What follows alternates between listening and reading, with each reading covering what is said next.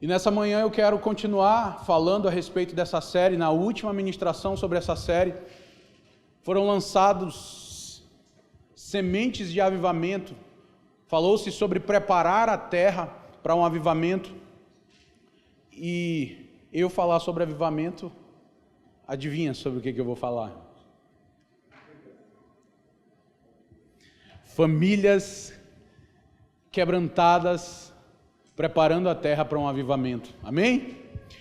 Então, nós vivemos dias em que os valores da família estão sendo afetados, estão sendo atacados. E não é possível apenas com os nossos bons argumentos vencer toda a apostasia que tem se levantado, todo o conhecimento que tem se erguido contra o conhecimento do Senhor nesses dias. E a única forma de nós encontrarmos um quebrantamento, um arrependimento, uma transformação que gere temor e que traga a presença de Deus para o nosso meio, é por meio de uma visitação da sua presença. Amém? Se você puder abrir comigo no livro de Malaquias, o último livro da Bíblia. Malaquias, último livro do Velho Testamento, perdão. Malaquias capítulo 4, a partir do verso 4.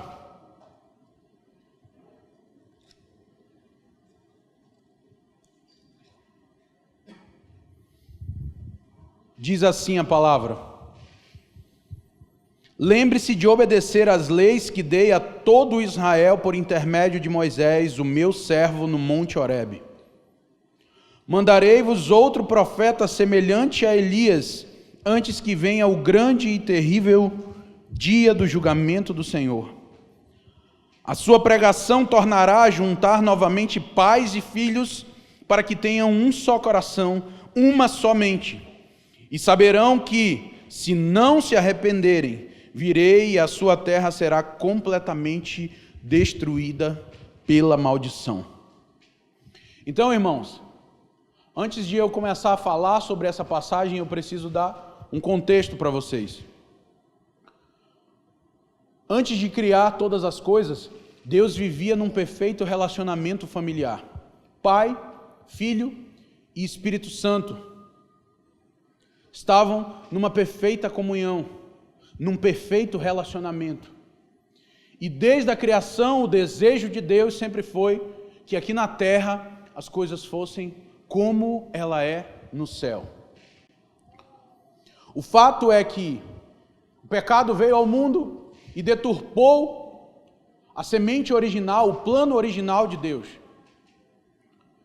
Mas desde a criação, o propósito nosso sempre foi um: expressar quem Deus é, viver para sua glória. O que ocorre é que o pecado, ele gera uma cegueira nos nossos olhos espirituais, que nos fazem acreditar que Deus existe com o propósito de nos servir, e não a nossa vida existe para o propósito de servir a Deus. Então nós adentramos as igrejas evangélicas, nós ouvimos pregações, nós acreditamos que confiamos no Cristo que morreu na cruz do Calvário, mas na verdade muitos de nós estamos iludidos. Uma pesquisa de um instituto americano constatou que mais de 50% da igreja, das pessoas que estão hoje na igreja, que acreditam ser cristãos, não o são.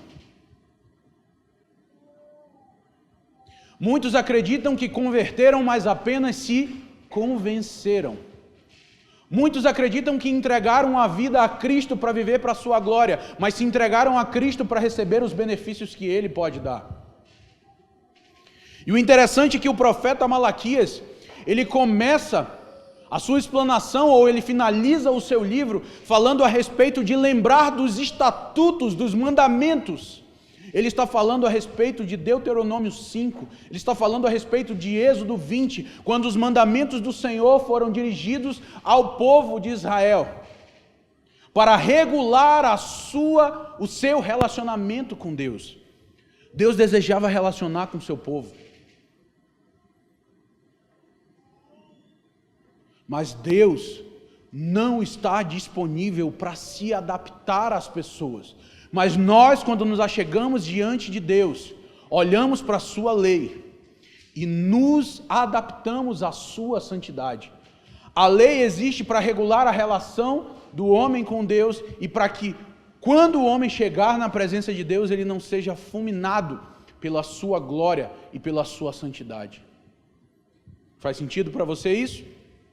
Logo, Malaquias está lembrando do estatuto que cada pessoa precisava olhar, abraçar, viver.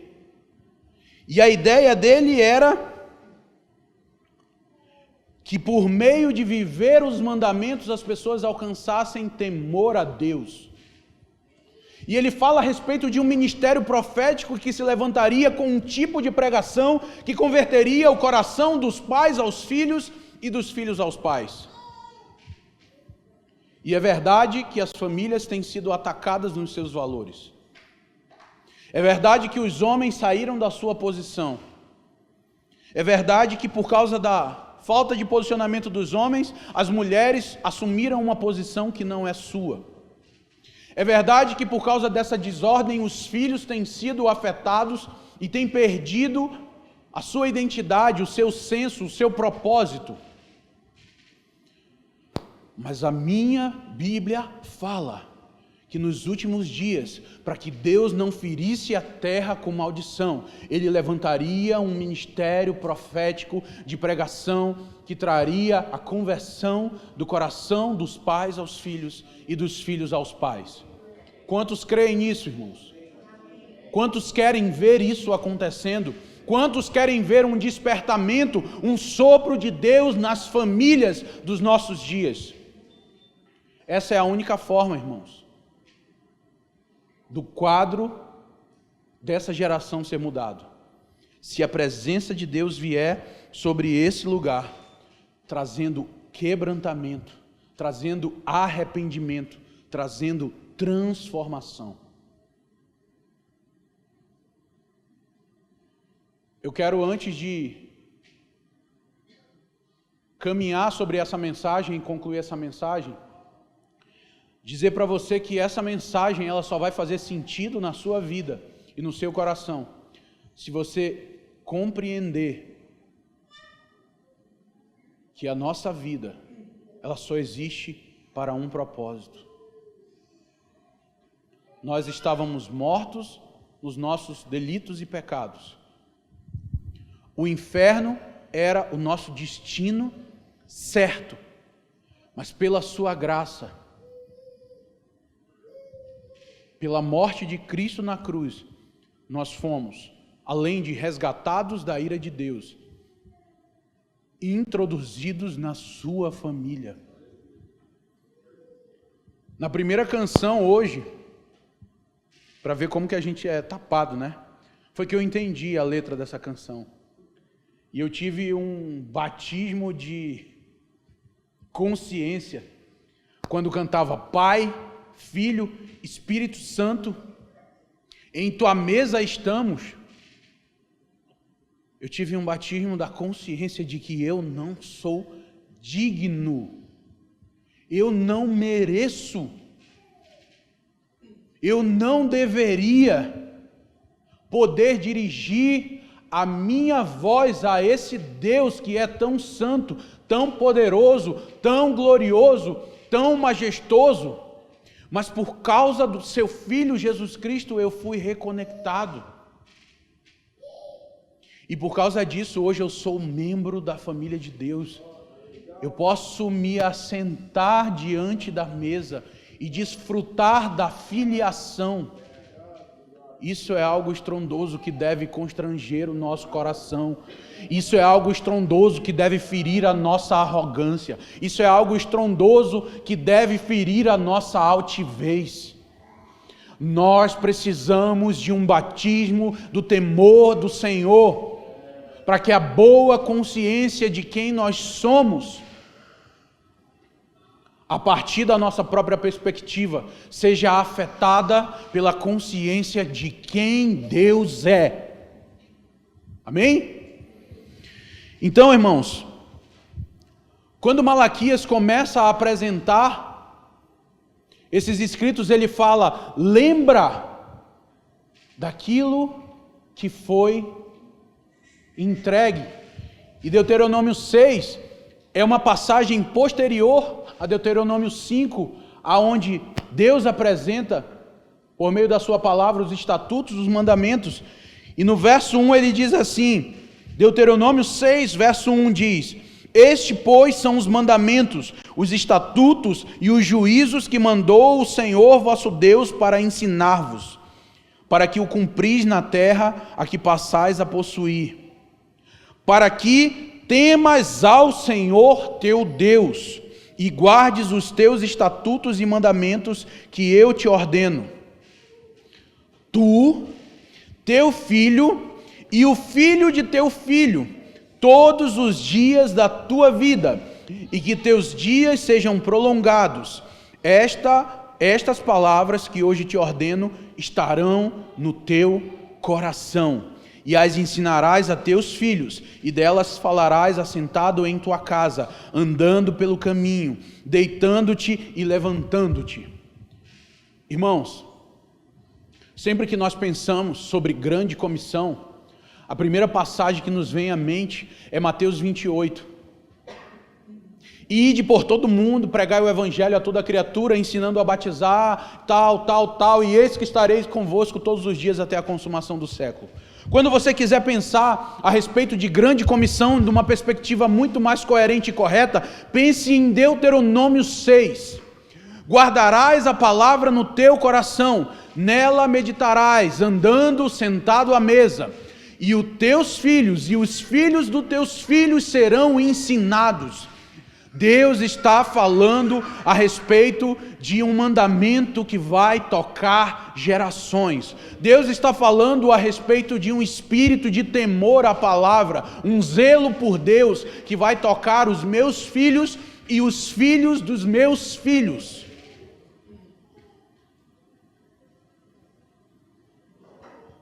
É dessa maneira que nós vivemos hoje, irmãos.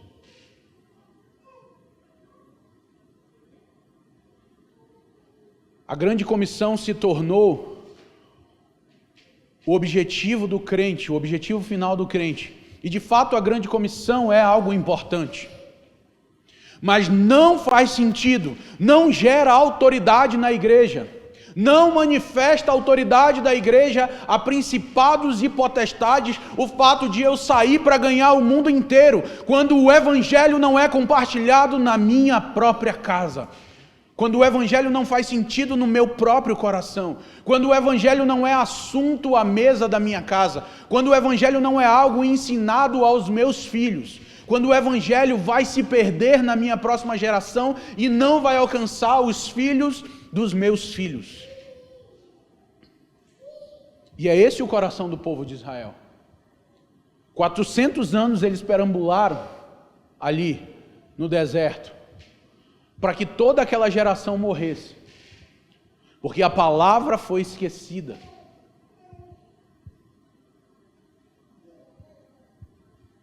Será que é isso que nós vamos esperar acontecer? Que tenha um tempo de silêncio, para que Deus levante uma outra geração, para clamar por avivamento, para clamar por uma presença manifesta de Deus no nosso meio? Malaquias faz menção do grande e terrível dia do Senhor.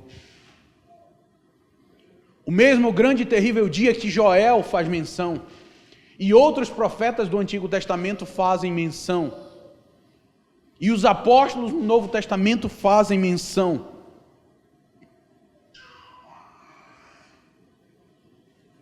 Mas ele diz: antes que venha o grande e terrível dia do Senhor, Deus vai levantar uma geração profética que vai pregar e vai trazer conversão do coração dos pais, dos filhos e os filhos aos pais. Aonde está essa geração profética, irmãos? Aonde está essa geração profética que entendeu que os estatutos de Deus são a nossa prioridade? E que estabelecer esses estatutos no nosso coração e gravar esse estatuto no coração da nossa próxima geração é a nossa primeira grande comissão. Malaquias fala a respeito de um arrependimento necessário para que a terra não seja ferida. Deuteronômio orienta a guardar os mandamentos de geração em geração para que isso gere temor. E você precisa guardar essas palavrinhas no seu coração, irmãos. Arrependimento, conversão do coração aos pais, temor ao Senhor. Essa deve ser a nossa tônica. Esse deve ser o nosso assunto à mesa. E o positivismo, Ivo? E a teologia do coach? E o triunfalismo? E o que vai dar tudo certo no final? Isso é algo que você precisa abandonar, porque se você continuar esse caminho de momentânea alegria, pode te levar a uma eterna tribulação. No mundo nós teremos aflições. Então, irmãos, sempre que nós percebemos, sempre que nós olhamos para o Velho Testamento, o que se percebe é profetas se levantando, clamando por um arrependimento. E quando o povo se arrepende, o que ocorre? Visitação de Deus. Sempre que nós olhamos para o Velho Testamento, em Joel foi assim. Joel fala a respeito dos líderes. Ouçam, líderes. Joel 1, verso 2 diz assim: ouçam isso, líderes do povo. Ouçam todos que habitam na terra. Em toda a sua história já ocorreu algo semelhante. Conte. Irmãos, preste atenção nisso. Se alguém puder ligar esse ar-condicionado aqui para mim, eu agradeço, por favor. Presta atenção nisso. Conte a seus filhos o que aconteceu e que seus filhos contem aos filhos deles. Transmitam essa história de geração em geração. Existe uma conexão ou não entre o que Joel está falando, entre o que Deuteronômio está falando, entre o que Malaquias está falando? Quando Deus repete por várias vezes na narrativa da Bíblia uma palavra, nós precisamos estar atentos a essa palavra.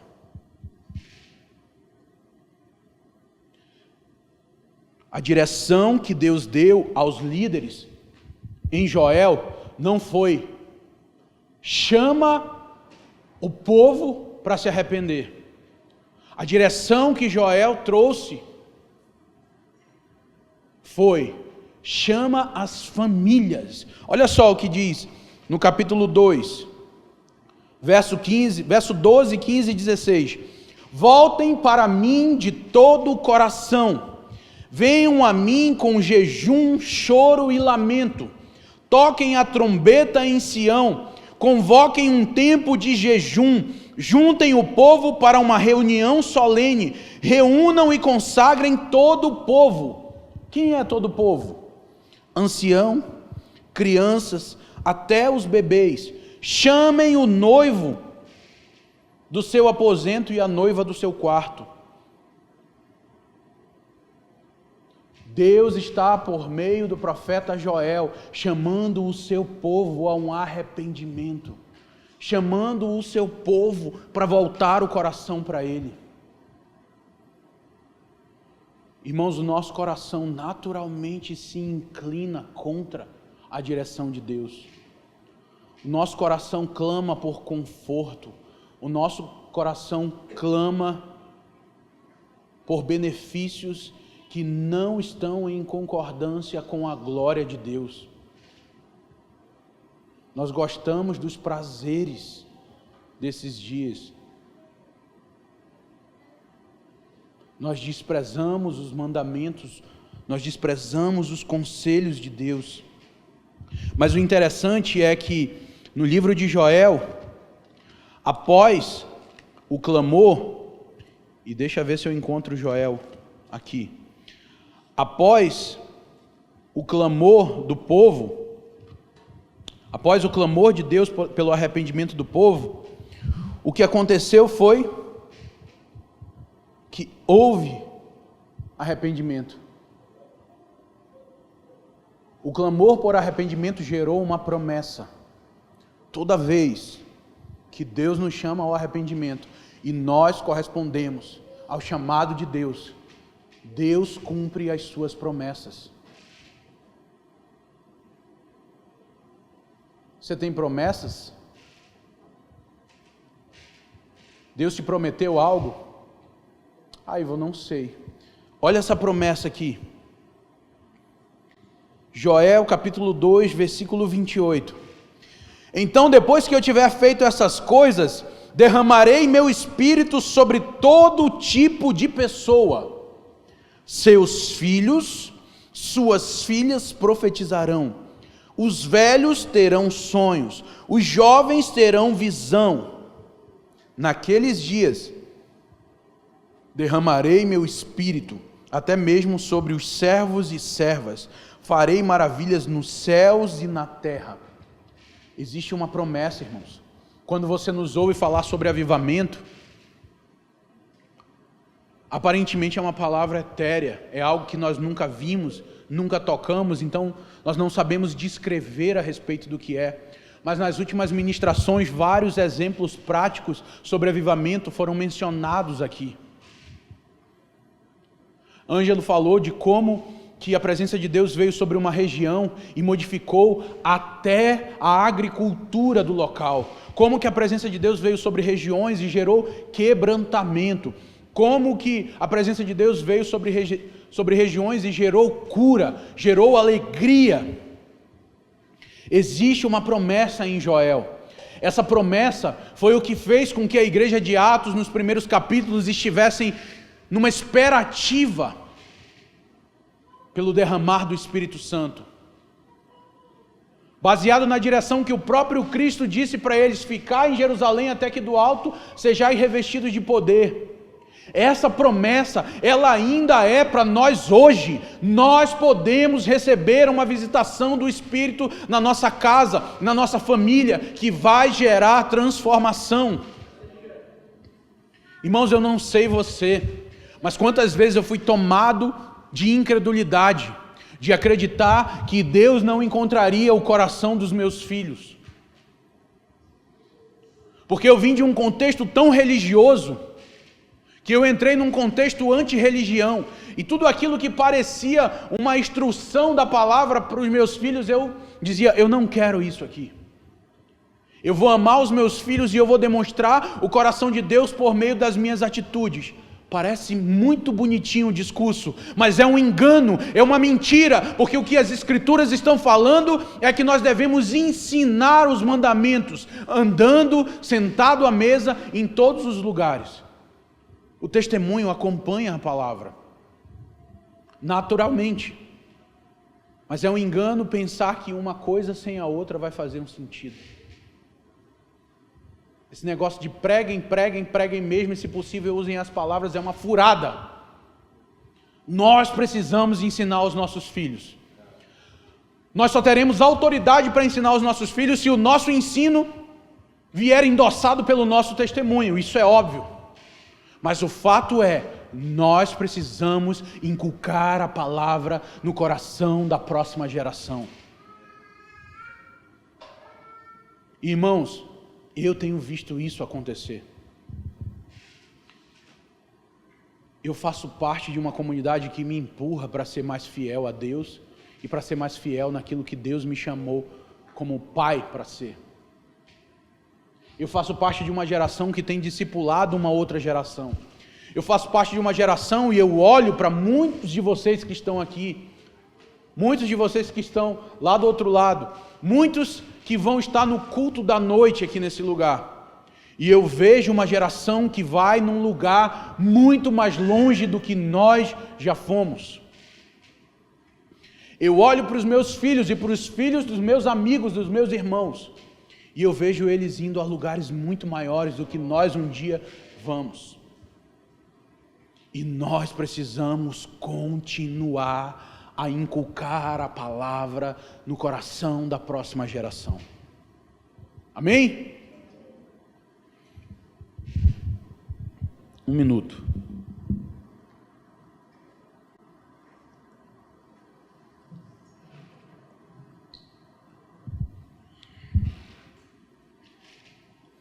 Então Joel está chamando todas as famílias para voltar o coração a Deus, irmãos. E é exatamente isso que nós estamos fazendo aqui, irmãos. Nós estamos chamando, porque nós entendemos que somos chamados para construir um lugar para a presença de Deus. Esse é o nosso porquê. E como nós vamos fazer isso? É despertando um povo que ama a presença. Despertando um povo que deseja honrar Deus com a sua vida. E Deus tem um mistério com a família. Deus tem algo especial com família. Eu não sou um idólatra de família.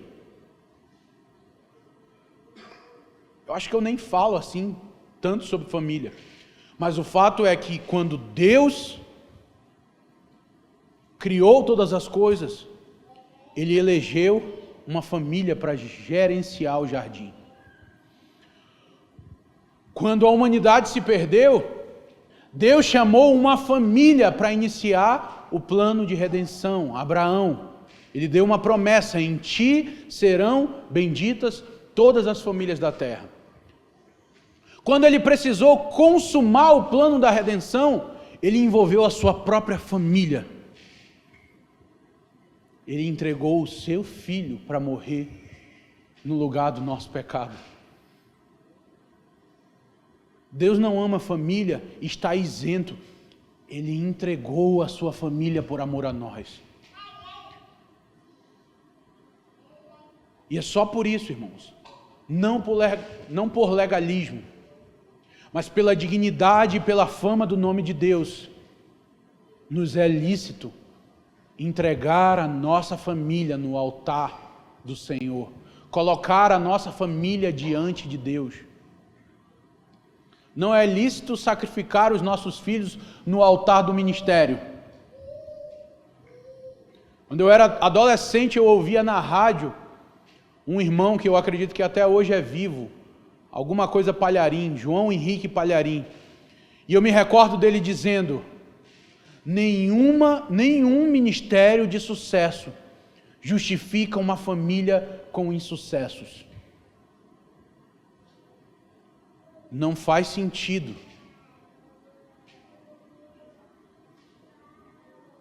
levantarmos as nossas mãos para adorar a Deus, se essas mãos não estão dispostas de erguer para ajudar o nosso familiar, para abraçar o nosso familiar.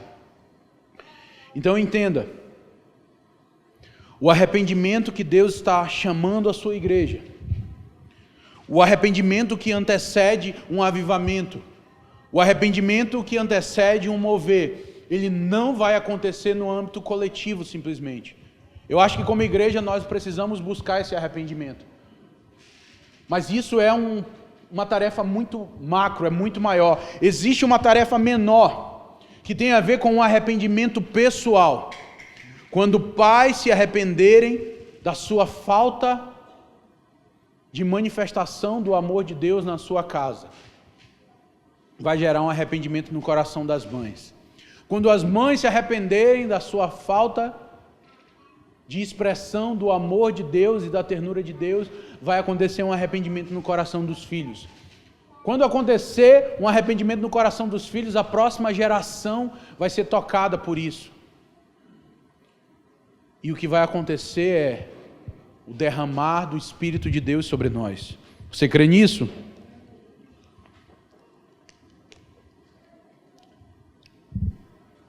Deixa então eu partir para o fim. E eu me preparei para ser bem breve hoje.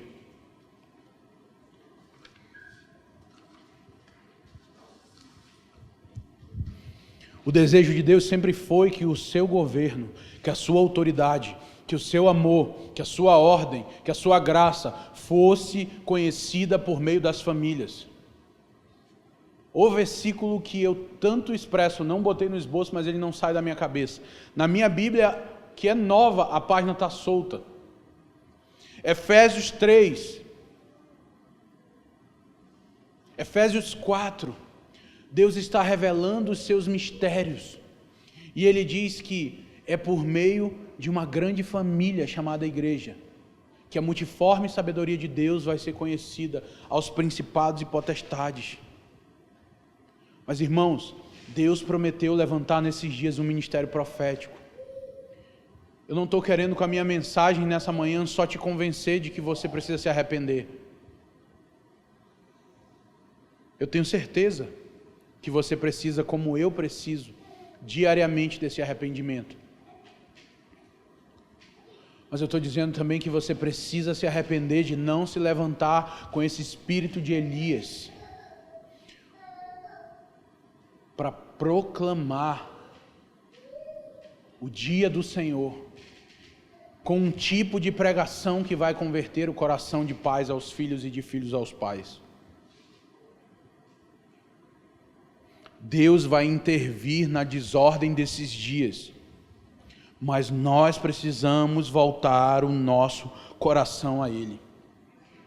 Eu li aqui, mas eu quero só reler um versículo do Deuteronômio 6, verso 2 diz: para que temas ao Senhor teu Deus, para que temas ao Senhor teu Deus, para que temas ao Senhor teu Deus, para que temas ao Senhor teu Deus, e guardes todos os seus mandamentos que eu te ordeno, tu, teu filho e o filho do teu filho, todos os dias. Se arrependimento é a primeira coisa que nós precisamos encontrar, temor ao Senhor é o nosso segundo alvo, é a nossa segunda busca. Nós precisamos ser tomados de um zelo pela presença de Deus. Nós precisamos ser tomados por uma consciência da santidade do Senhor. Nós relacionamos com Deus como alguém que está disposto a nos servir, porque não conseguimos ver a sua majestade, santidade e perfeito plano.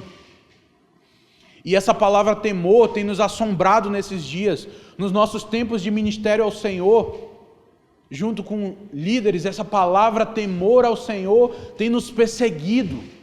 Deus tem usado profetas de outras nações para falar a respeito do temor ao Senhor, dos 7 Espíritos de Deus.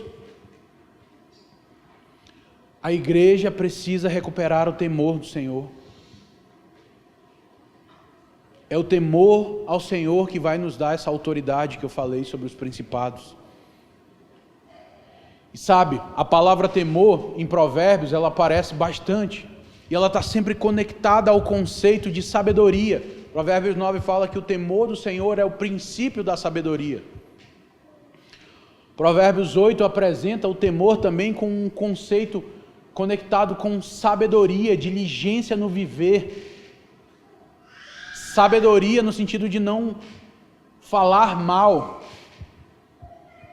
de guardar, de proteger. Temor fala a respeito de reverência, respeito a Deus, honra a Deus. Temor tem a ver com o quanto você conhece Deus e o quanto você submete a sua vida a Ele, porque aqueles que o temem guardam os seus mandamentos.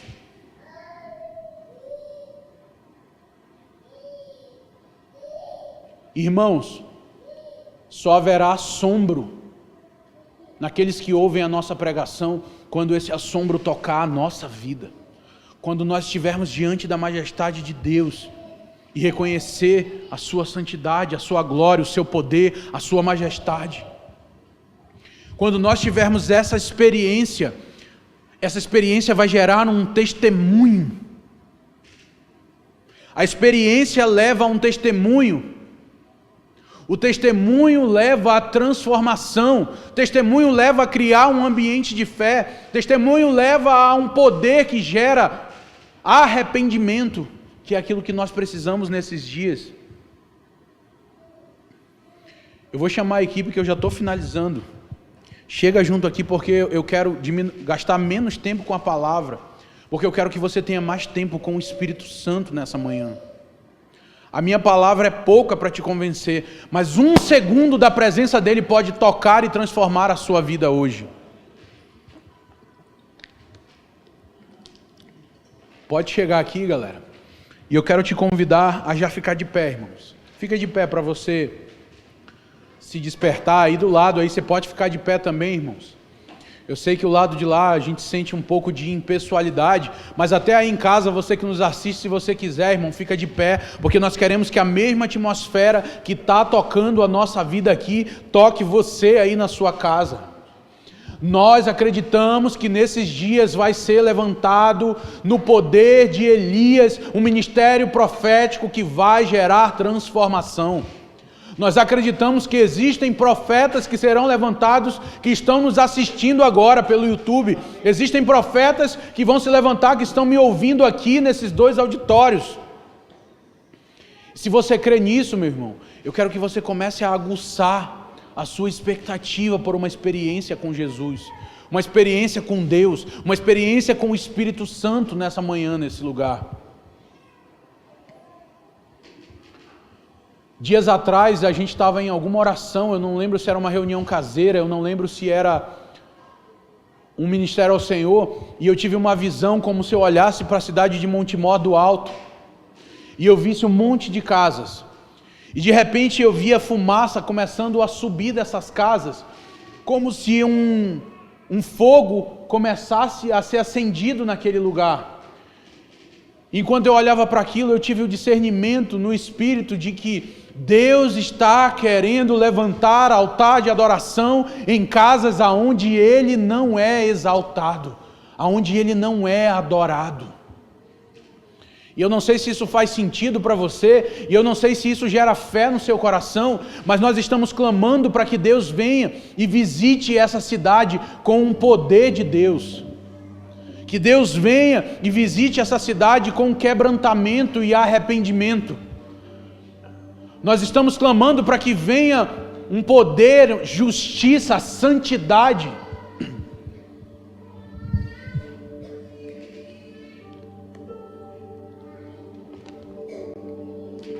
Deus está chamando famílias ao arrependimento. Deus está chamando famílias para um jejum. Deus está chamando famílias para um tempo de consagração, um tempo de separação. Irmãos, a nossa mente religiosa tem desprezado coisas que são importantes. As religiões afro pegam crianças logo que nascem e consagram essas crianças a um Deus que eles servem. E às vezes a gente até tem o ato, né? Eu não sei porquê, a gente ainda não entendeu.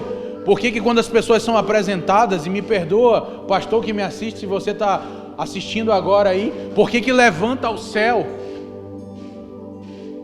Claro que eu acredito que seja uma simbologia de dizer, Senhor, nós estamos te entregando. Mas o ato de apresentar a Deus precisa ser continuado. Porque nós chegamos quando bebê e nós apresentamos a Deus. Mas quando elas começam a crescer, nós apresentamos Deus para elas. E sabe, Deus está nos chamando para discipular outras gerações. Pai, você tem outra geração dentro da sua casa, é seu papel discipular ela. Não espere que o ministério infantil, ministério de crianças, ministério de adolescentes, ministério de jovens faça isso. Isso é uma responsabilidade sua. Deus está chamando homens para um despertamento da sua responsabilidade. Deus está derramando autoridade sobre homens agora. Se você quer receber disso, se coloque numa condição de vulnerabilidade, deixa Deus ministrar o seu coração. Deus está chamando famílias para se reunirem ao redor da sua presença. Nesses dias, altares a Deus serão erguidos em casas. Eu oro para que venha um espírito de temor e reverência à presença de Deus. Para que você encontre na sua agenda apertada um tempo de colocar a sua família diante do Senhor. Deus está chamando famílias para guardar os mandamentos de geração em geração. Um discipulado que vai acontecer de maneira orgânica, dentro das famílias e dentro das igrejas. Nada contra esses ministérios, mas eu espero que Deus se mova com tanto poder sobre a igreja, que ministérios de jovens, adolescentes e crianças se tornem algo desnecessário, porque os pais têm discipulado o coração dos filhos ao Senhor. Que o ministério apenas movimente os jovens, mas que a vida de Deus que foi recebida a partir dos pais possa discipular e encaminhar crianças, adolescentes e jovens ao Senhor. Deus está chamando famílias para temer o Senhor, vendo a sua dignidade. Pai, eu oro agora, se existem escamas nos olhos das famílias que me ouvem agora, que tem impedido elas de ver a sua glória, a sua majestade, o seu poder, a sua honra, a sua glória, a sua fama, que elas sejam agora liberadas de toda a escama dos seus olhos, Pai. Irmãos, nessa manhã, quando eu despertei, a primeira palavra que me veio à mente foi Igreja de Laodiceia. E eu lembrava, claro, que era uma das 7 igrejas que aparecem em Apocalipse 2 e 3, mas eu não lembrava do contexto. E diz assim, Apocalipse 3, do verso 15 ao 20: Conheço as tuas obras, que nem és frio nem quente, quem dera foras frio ou quente, assim porque és morno e não és frio nem quente, vomitar-te-ei. Como dizes, rico sou, e estou enriquecido e de nada tenho falta, e não sabe que és um desgraçado, miserável, pobre, cego e nu. Essa é a nossa geração. Nós conseguimos administrar a nossa vida, ganhar dinheiro, constituir uma família, e acreditamos que por causa disso somos independentes de Deus e não precisamos dele. E nós fazemos a nossa vida dar certo e buscamos Deus para que Ele venha e Ele dê um spray da sua fragrância sobre nós, como se o Espírito Santo fosse algum tipo de líquido que é colocado dentro de uma garrafa e eu espirro ela aqui só para selar como a cereja do meu bolo. Se nós não formos movidos pelo temor do Senhor, pela presença do Senhor na nossa vida, nós não vamos conseguir ordenar as nossas famílias no nível da dignidade do nosso Deus. Essa passagem diz assim na continuação: aconselho-te que de mim compres ouro puro provado no fogo, para que te enriqueças, porque és pobre, pensas que tem muita coisa, mas nada tem. Ela continua dizendo assim: compres roupa branca para que te vistas e não apareça a tua vergonha e a tua nudez. Deus está chamando um povo para ser provado pelo fogo do Espírito e ter os seus pecados consumidos pela gloriosa presença de Cristo. Deus está chamando um povo para ser revestido do Espírito Santo e batizado num nível de santidade.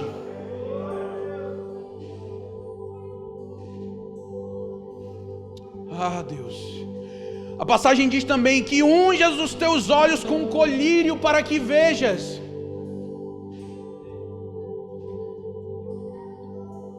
Nós estamos em dias de muitas telas. Tem tantas coisas para ver, tem tantas coisas para olhar, tem tantas coisas para admirar, tem tantas coisas para contemplar, que nós não conseguimos ver a beleza de Deus. Ó Deus, queremos o teu colírio, Pai. Queremos o teu colírio. Venha e lava os nossos olhos, Senhor. Lava os nossos olhos para que vejamos a sua glória. Ele termina a passagem dizendo: eu repreendo e castigo todos quanto amam.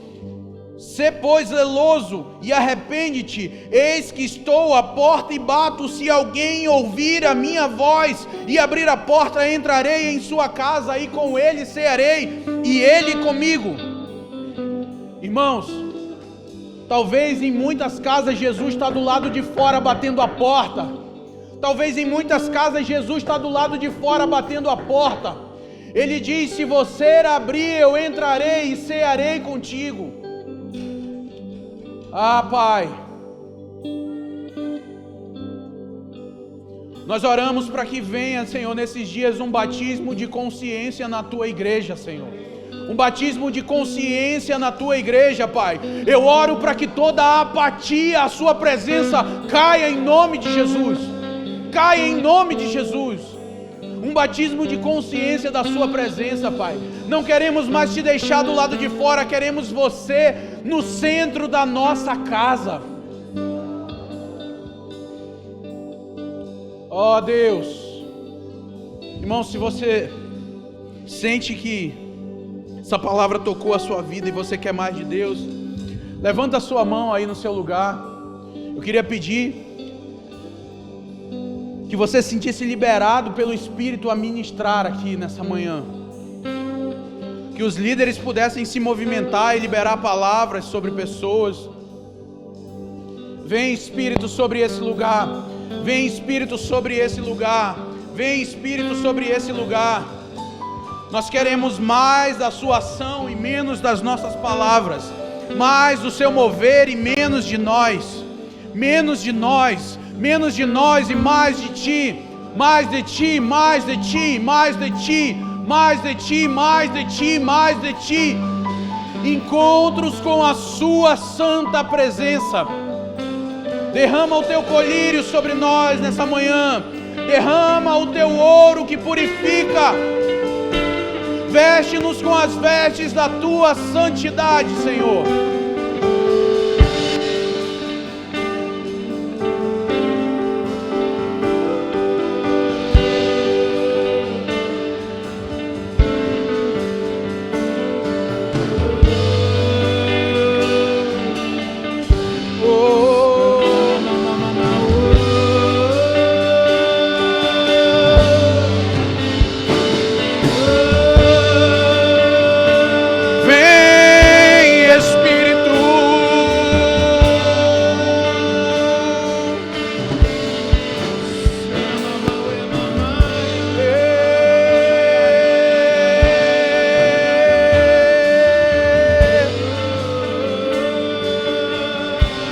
Se você começar a sentir calor, eu sinto o Espírito Santo purificando a vida de pessoas aqui.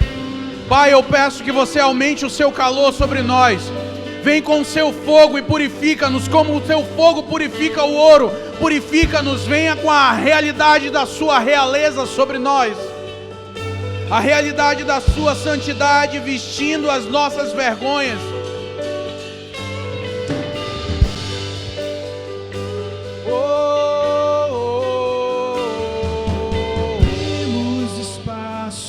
Pra Ti, erguemos aqui um altar. Você que deseja um descanso, um lugar